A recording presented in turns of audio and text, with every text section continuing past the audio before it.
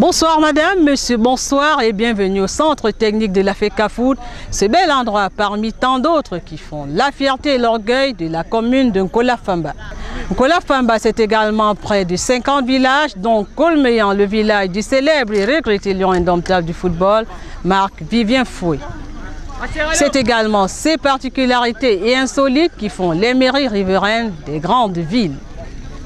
Vous l'aurez compris, la localité de 652 km² est la commune à découvrir dans cette émission. Également en bonne place dans cette émission, l'acteur majeur de ce soir. Un homme d'une détermination impressionnante qui a fait hisser dans cette localité une infrastructure majestueuse qui fait la fierté de la commune et le bonheur de bien des Camerounais. Et comme invité, nous recevons le secrétaire général de l'Agence nationale du registre des populations et des titres sécurisés de Mauritanie. Avec lui, nous parlerons de l'importance de l'état civil pour un pays. A tout de suite.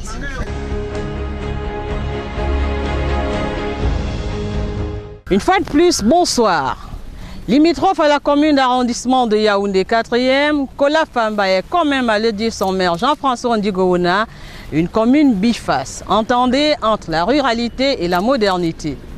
Cette situation, qui est un atout pour l'exécutif communal, ne crée pas moins de soucis avec les populations et même la mairie de la capitale. Découvrons donc ensemble les splendeurs et défis de la commune de Nkola-Famba avec Charles Simbi et Tatiana Méliédé.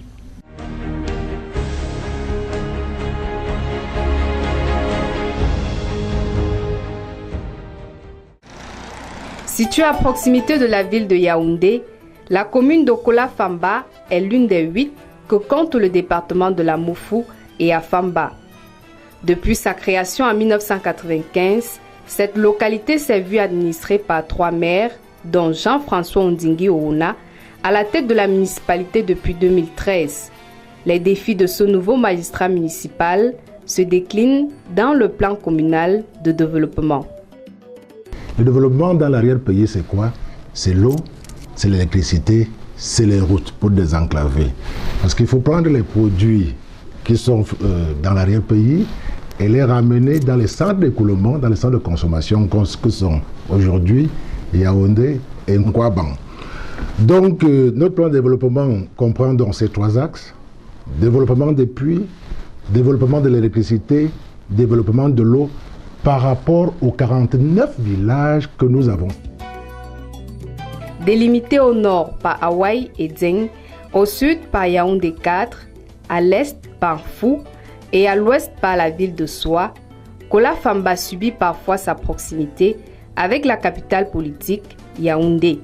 Sa population estimée à environ 15 000 âmes, selon le dernier recensement général, vit principalement de l'agriculture, dont les fruits sont acheminés à Kwaban, considéré par beaucoup comme un quartier de la ville de Yaoundé. La même confusion s'oppose pour ce qui est de la délimitation de Nkola-Famba avec l'arrondissement de Yaoundé 4.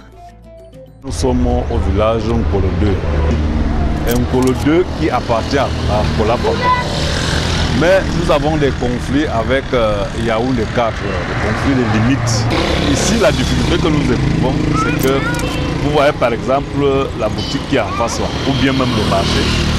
Il y a les agents de la commune de Nkola-Famba qui perçoivent les taxes au même titre que ceux de Yaoundé 4 et jusqu'à l'intérieur de la maïture. Dans son plan communal de développement, le maire de Nkola-Famba confère un rôle premier à l'assainissement. Les populations lui attribuent d'ailleurs le mérite d'avoir désengorgé le carrefour Kwaban, autrefois à la merci d'une occupation anarchique. Depuis qu'il a été élu, nous on a un peu de l'espace et puis on a un peu d'environnement. Et bien après, le banditisme qui était au carrefour a diminué. Pour le nouveau maire, il fait quand même un peu du bon travail. Pourquoi? Parce qu'il a eu les anciens maires qui sont passés, c'est eux qui le rendent le travail difficile. Parce qu'ils n'ont pas favorisé pour trouver du marché. Maintenant, il est en train de se forcer pour trouver un marché pour la population. Et il est en train de nettoyer le carrefour qui était déjà étouffé. Il faut trouver un site pour les motos. Là, on peut caser les motos. Parce que là où nous sommes en débandade. Il y a un désordre au carrefour. Les motomans se plaignent par rapport... il faut un site pour les motos.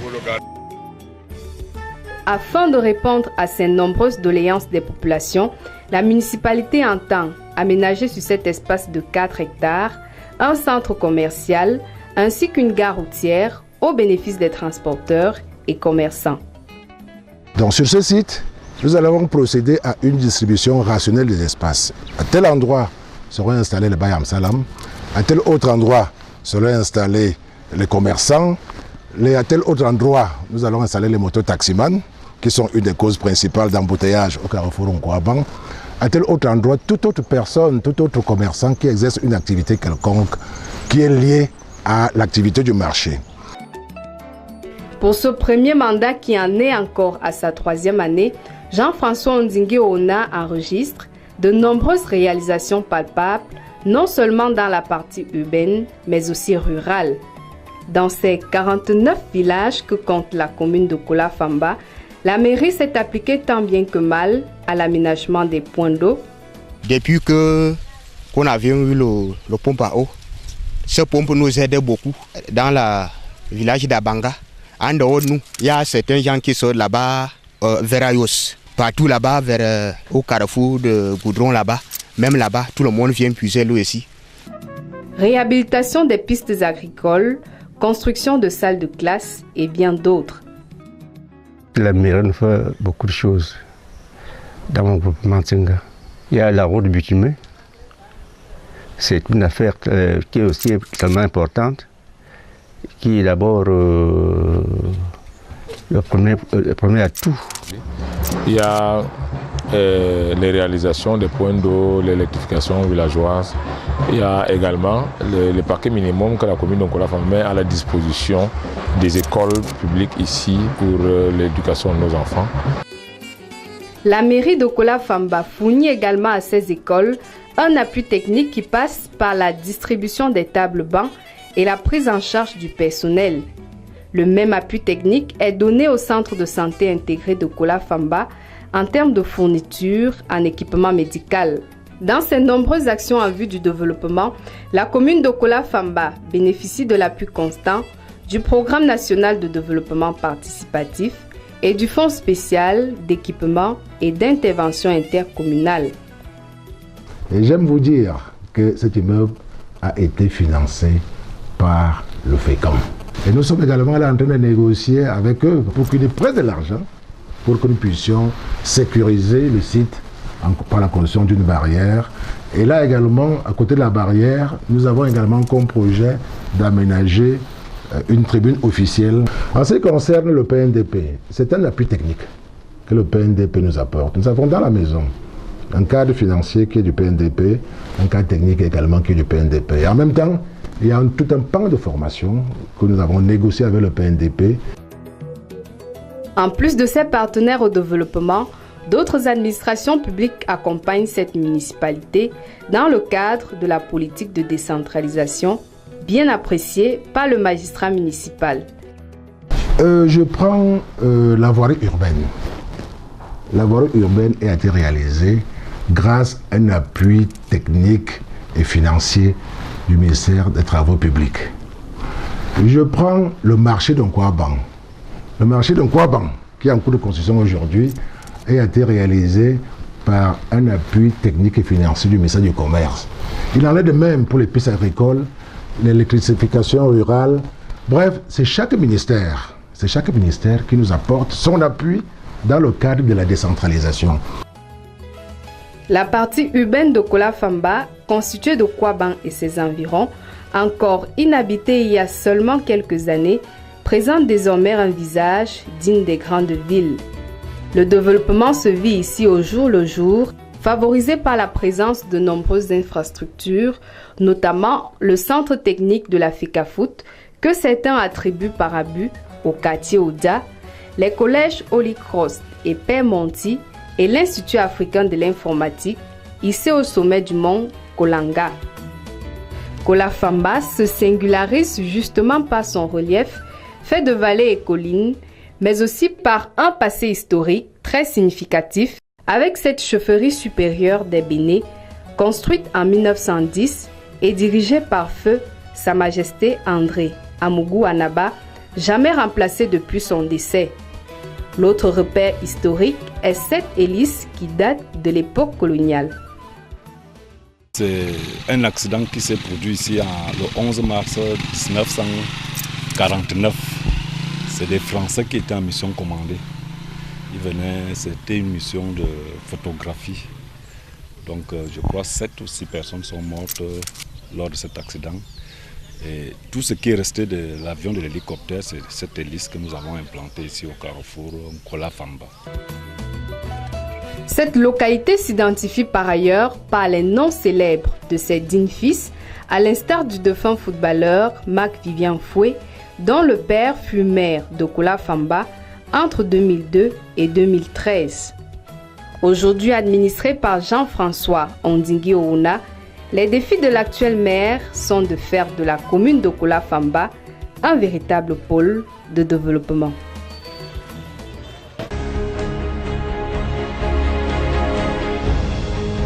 Il est revenu au Cameroun avec 3500 francs et de grandes ambitions.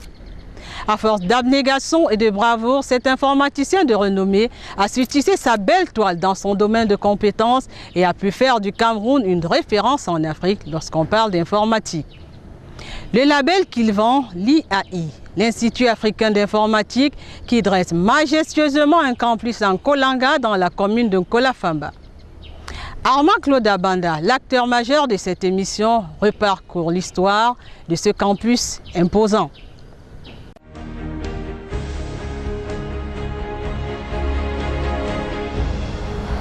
Alors ce centre, d'abord, c'est le centre d'excellence technologique Paul Biya, qui en fait est la représentation camerounaise de l'Institut africain d'informatique, qui a eu le privilège, l'insigne honneur de porter le prestigieux nom du président de la République, le président Paul Biya, à qui je dis d'ailleurs un très grand merci grâce à cette occasion que vous m'offrez. C'est un campus d'un institut inter-État d'enseignement supérieur dont le siège est basé à Libreville au Gabon. L'IAI a été créé, comme vous le savez, le 29 janvier 1971 à Fort-Lamy, l'ancienne appellation d'Njamena. Et le siège est à Libreville et nous avons donc eu la grâce, je dis nous le Cameroun, d'abriter la première représentation du Cameroun hors du pays siège. Et donc nous sommes ici sur cette merveilleuse colline de Nkolanga, dans le département de la Mofoa-Famba, dans un cadre vraiment d'études. Et vous, comme vous pouvez le constater, nous sommes entourés de forêts, une très très belle forêt reposante, adoucissante et qui permet également aux étudiants de travailler dans de très très bonnes conditions. Vous savez, ici on est très loin des klaxons de la ville, donc les étudiants suivent des cours en toute quiétude, comme vous le voyez. Il n'y a pas grand bruit ici, en dehors de quelques bruits de scie à moteur qui nous viennent de pas très loin. Nous avons 5 hectares et un complexe sportif, un stade de football, de volleyball, de handball, de basketball. Et puis nous sommes également en train je dirais d'attendre avec beaucoup d'impatience les travaux de construction d'un amphithéâtre de 1000 places, un auditorium 1000 places, un espace pour abriter les chambres des étudiants, parce qu'on voudrait avoir une cité d'étudiants à l'intérieur même de l'établissement, un centre commercial, une bibliothèque numérique et bien d'autres bâtiments que nous voulons vraiment voir implantés ici pour que effectivement ce centre porte vraiment son nom de centre d'excellence technologique Paul Biya. Depuis l'année passée, nous avons rendu obligatoire l'enseignement du chinois pour permettre aux étudiants de profiter des opportunités qu'offre la Chine, qui est aujourd'hui l'une des plus grandes puissances mondiales sur le plan technologique. Ceux parmi nos étudiants qui atteignent le niveau 3 de l'enseignement de la langue chinoise bénéficient automatiquement d'une bourse pour aller continuer leurs études en Chine. Donc ça, c'est quelque chose d'important. L'IAI, c'est 11 États membres. Tous les États sont francophones. Le Cameroun est le seul État bilingue. Donc l'année dernière, j'ai demandé au siège de nous accorder de créer spécialement, exceptionnellement, une filière anglophone et cela a été accepté. Nous avons donc créé l'année dernière une première année anglophone et cette année, elle est en deuxième année génie logiciel d'étudiants d'obédience anglophone. L'année prochaine, on aura donc trois classes de cette filière anglophone et on va donc pouvoir stabiliser le circuit et équilibrer l'ensemble des circuits pédagogiques en termes de langue, en français et anglais. On aura donc un établissement qui sera totalement bilingue. En termes de nouveautés, vous savez bien que nous avons construit ce campus sur la base, je dirais, on a dû, domestiquer la forêt. Et comme vous le voyez, hein, comme je le disais tantôt, le campus est entouré de forêts. Il n'y avait pas de route, il n'y avait rien du tout, il n'y avait qu'une piste. Aujourd'hui, nous avons réalisé un pont, nous avons, grâce à l'État, et je remercie aussi le ministre Mbouenchou du ministre de l'Habitat qui nous a construit cette voie d'accès bitumée à l'IAI qui permet aujourd'hui de développer tout le quartier. Vous avez dû voir les immeubles, les grandes constructions qui naissent de jour en jour, de semaine en semaine. Et tout cela, c'est aussi le développement. Et je pense que nous sommes en fait heureux, n'est-ce pas, d'avoir valorisé la colline de Nkolanga. Lorsque nous sommes arrivés ici, nous avons acheté le terrain à 3 000 francs le mètre carré. Aujourd'hui, il coûte 25 000 francs le mètre carré.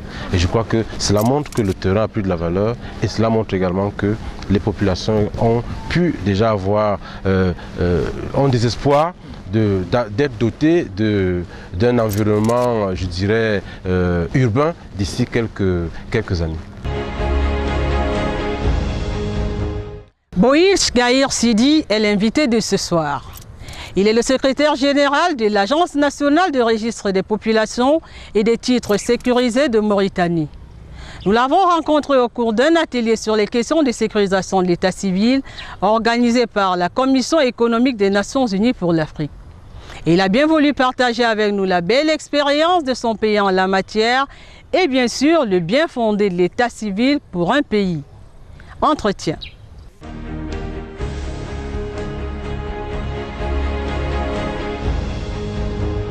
Bonjour Monsieur Boïs Gaïr et merci de répondre aux questions de Lumière sur la décentralisation. Bonjour. Alors qu'est-ce que l'état civil? Très bonne question. L'état civil, c'est l'existence d'une nation. Tout d'abord, parce qu'un État qui n'a pas d'état civil fiable, c'est un État qui n'est pas complet. L'état civil donne une image de la population d'un pays. L'image réelle du nombre de personnes, de leur sexe, de leur âge, à partir d'un état civil fiable, toute la démonstration, c'est-à-dire tout ce qu'on peut faire en termes économiques, de planification, ne peut se faire que c'est la base d'un état civil fiable. Nos documents ne peuvent être sécurisés que si nous avons un état civil fiable. L'état civil aujourd'hui, il est au cœur du développement et de la sécurité.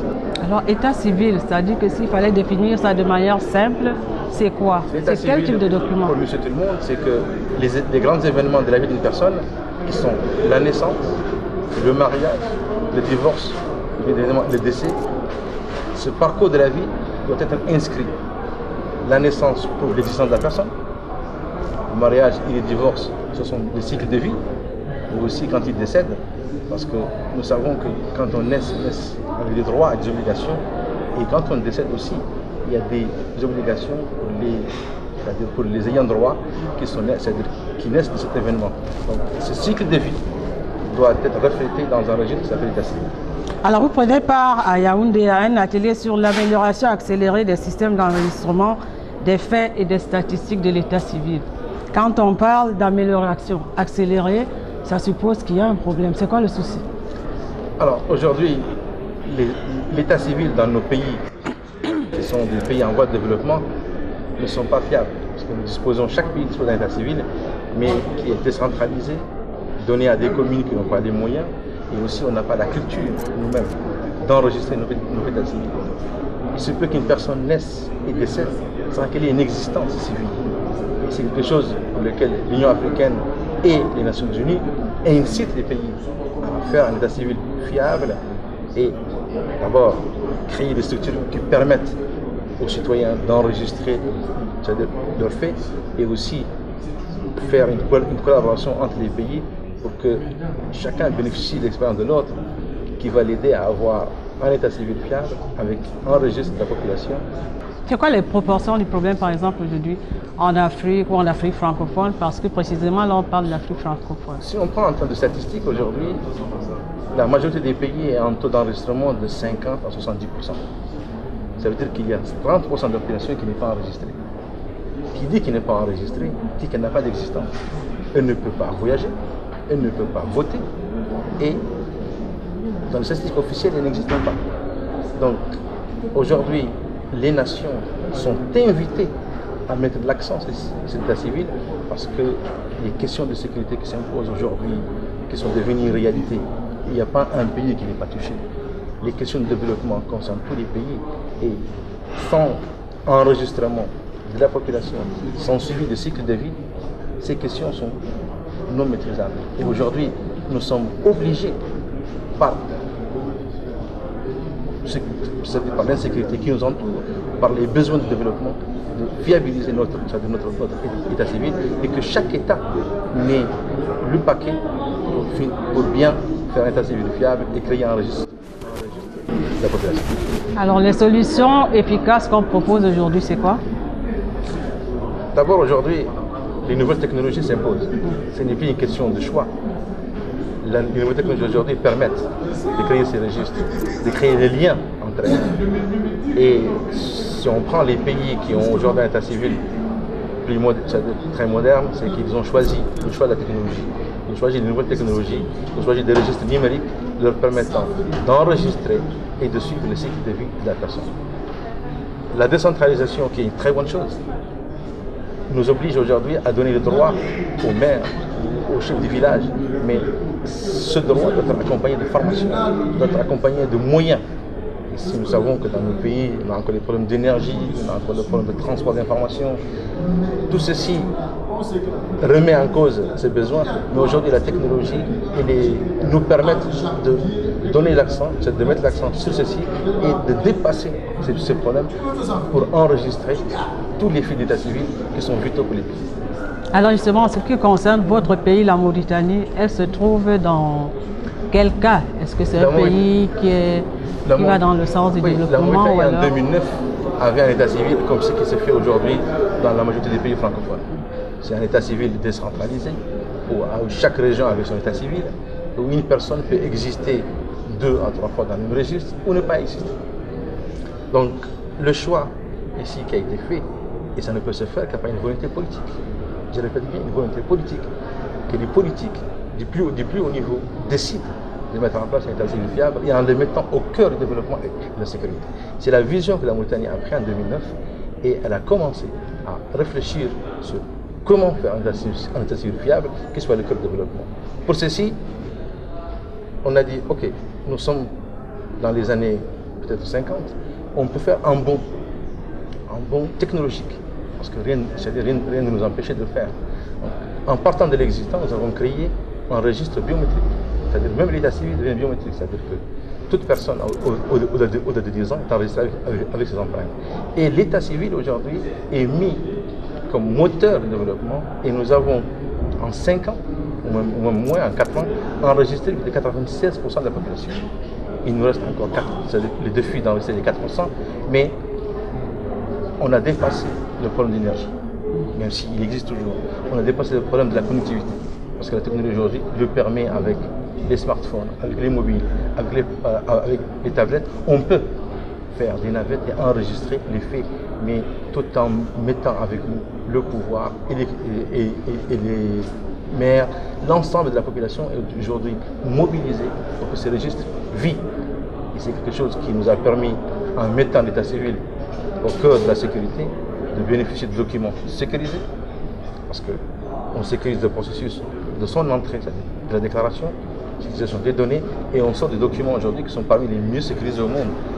On peut se le permettre parce qu'on a sécurisé notre base de données. Et même mettant aussi ceci pour le contrôle des frontières, parce qu'aujourd'hui, la sécurité ou bien l'insécurité exige de tous les pays d'avoir des documents sécurisés. Qui dit documents sécurisés, dit documents numériques, contenant des puces qui peuvent être suivis. Parce qu'un État comme le Cameroun aujourd'hui a besoin de savoir qui est rentré sur son territoire et qui est sorti. Ceci en se basant sur l'état civil et en ayant des documents sécurisés, on peut avoir ce luxe qui aujourd'hui est un luxe pour nous.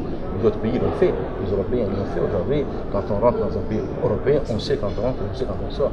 Et nous, avec les moyens que nous avons, un pays comme le mien, qui n'est pas parmi les plus riches d'Afrique, a mis un peu de moyens. Et je répète ici que ça coûte beaucoup moins cher que ce qu'on fait. Parce qu'aujourd'hui, chaque pays qui va faire des élections, il fait un recensement. On fait un recensement à vocation d'état civil. On fait un recensement électoral. On fait un recensement de la population. Recensement, c'est recensement. Le coût, si on fait de choisir de mettre en place une vraie base de données, un vrai état civil, on n'aura plus besoin de ces recensements. Parce que ces recensements nous coûtent beaucoup plus cher et on le fait à vocation électorale.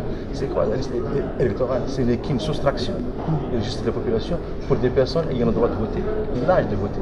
Donc si on parle de ces principes, en ayant un registre de la population, les élections deviennent une question de vouloir. On peut décider de faire des référendums, on peut décider de faire des référendums en segmentant la population par sexe. Les données sont claires. Absolument. Et aujourd'hui, si on regarde les pays, chaque fois qu'on va faire des élections, on fait un recensement et on met tellement de milliards d'argent, des milliards de francs CFA, ou bien de millions d'euros pour organiser les élections. Alors que si on traite ça en amont, on fait des élections avec le coût minimal. La Mauritanie a organisé des élections il y a 8 mois. La carte d'identité a servi, parce que c'est une carte d'identité électronique avec une puce. L'enregistrement au niveau de l'électorat est à faire de secondes. Et ça n'a pas coûté, ça a coûté tout simplement, c'est-à-dire la logistique qu'il faut mettre en place, mais ça a coûté 1000 fois moins cher que le recensement qu'on faisait avant. Alors j'imagine que le choix du Cameroun, ce n'est pas un choix du hasard. Le fait que cet atelier s'éteigne au Cameroun, quelle appréciation est-ce que vous faites justement de la sécurisation de l'état civil au Cameroun? Donc, le Cameroun a pris à bras-corps l'état civil et il s'est réorganisé. Il n'y a pas longtemps qu'au niveau du ministère de l'Intérieur, une grande direction a été créée pour s'occuper de ceci parce qu'ils savent très bien que ça devenu une question obligatoire. J'ai suivi, c'est-à-dire un petit peu les exposés qui ont été faits par mes amis camerounais. Ils ont pris à bras-corps cette histoire d'état civil et ils sont au début du processus. C'est-à-dire que le cadre légal est en cours de modification. C'est quelque chose qui est extrêmement important. Que le cadre juridique soit déterminé, soit mis en place et qu'il soit en adéquation avec la période, avec l'ère numérique. Ça, c'est quelque chose qui est en cours. En termes d'organisation aussi, le Cameroun a mis en place, je disais tantôt, une direction générale au niveau du ministère de l'Intérieur et qui est en train de s'organiser pour qu'elle soit le cœur de l'identification. Et c'est quelque chose, d'après mes collègues, qu'il y a une volonté politique. Si la volonté politique elle est là, ils y arrivent. D'accord, merci beaucoup. Je vous remercie. Merci une fois de plus à M. Boït Gaï Sidi qui a spontanément accepté d'être l'invité de cette émission. Nous espérons également, chers téléspectateurs, vous avoir apporté un plus par rapport à la question de l'état civil. Et nous espérons également que vous avez apprécié le côté biface de la commune de Nkola-Famba. Nous sommes ici, devant la chapelle Saint-Marc. La chapelle qui a été édifiée en 2004 en mémoire du regretté lion indomptable Marc Vivien Foué. C'est sur ce lieu symbolique que nous mettons un terme à cette émission de Lumière sur la décentralisation. Nous vous disons merci. Nous disons merci aux aimables populations de Nkolmeyan 1, le village de Marc Vivien Foué. Et nous vous disons au revoir, merci et à la semaine prochaine. Alors, va-t-on? Tu fais le choix. Je crois que tu voulais une nouvelle robe.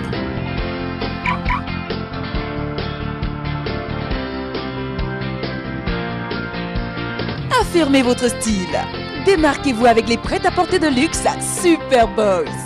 Les plus prestigieuses collections de vêtements, chaussures de marque, accessoires divers hommes et femmes vous attendent.